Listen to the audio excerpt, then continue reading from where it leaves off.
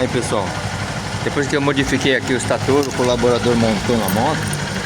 Então tem 5 bobinas para alimentar o farol e 3 para carregar a mais para carregar a bateria.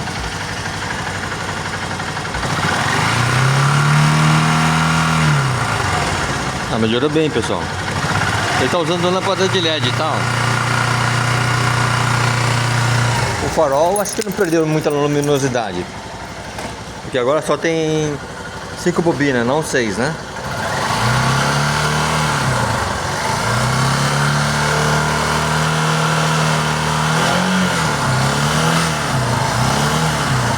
Tá bom.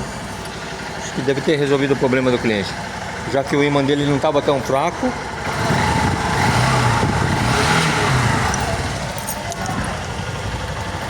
Agora qualquer aceleradinha chega a 14.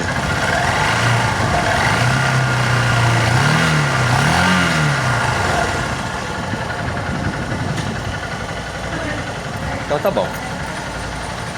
Ah, filmei errado.